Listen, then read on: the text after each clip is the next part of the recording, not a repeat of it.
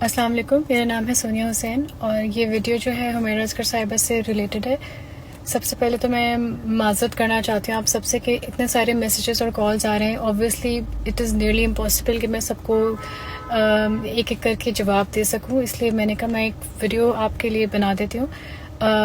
دیکھیے، میں پرسنلی میرے پاس بھی اتنی کوئی زیادہ انفارمیشن نہیں، میرے پاس وہی انفارمیشن ہے جو اتھارٹیز سے ہم لوگوں کو مل رہی ہے۔ لاسٹ وی گور in touch with Chhipa welfare اور رات کو پتہ لگا تھا کہ ان کا کہنا یہ تھا کہ اگر کوئی نہیں آتا تو لیگل اس کا ایک پروسیس ہوتا ہے اور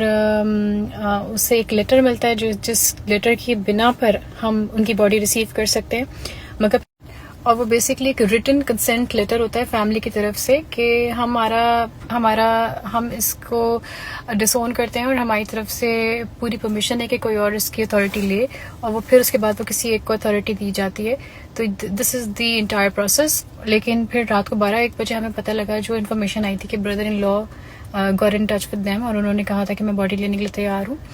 اور پھر اس پہ پولیس نے کہا، کیونکہ ایک لیگل ایکشن ہوتا ہے، انہوں نے کہا کہ نہیں، بلڈ ریلیشن ہی اگر ساتھ آپ کے آئیں گے تو ہی ہم باڈی دینے کو تیار ہیں۔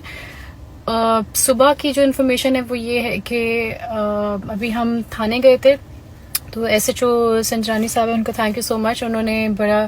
ہمیں سپورٹ کیا اور انہوں نے کہا کہ اب ان کے بھائی ان کے ساتھ آ رہے ہیں اور وہ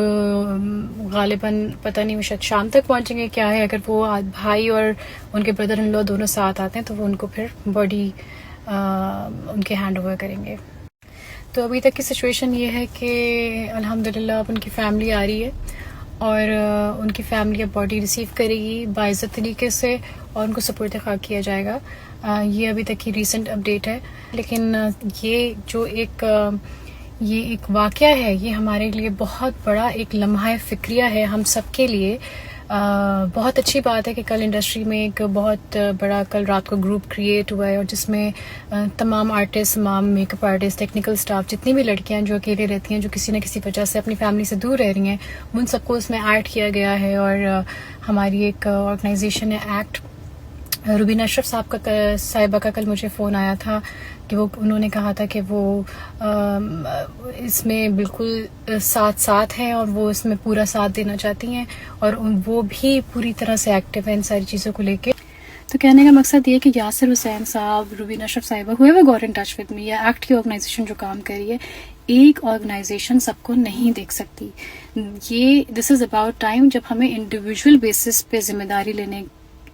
لینا چاہیے۔ ماں باپ، بہن بھائی، یہ تو ہم پہ فرض ہے، یہ تو انڈرسٹوڈ سی بات ہے۔ اللہ تعالیٰ نے کہہ کے بھیجا ہے کہ جس طرح آپ کے ماں باپ نے آپ پہ احسان کیا، آپ کا فرض ہے کہ آپ ان پہ اسی طرح سے احسان سے پیش آئیں۔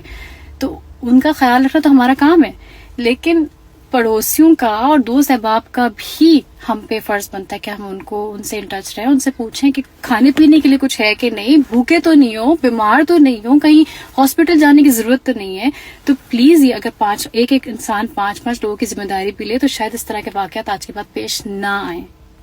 اور جس نے سے بھی مجھے میسیجز کیے ہیں، اور میں بس یہ کہوں گی کہ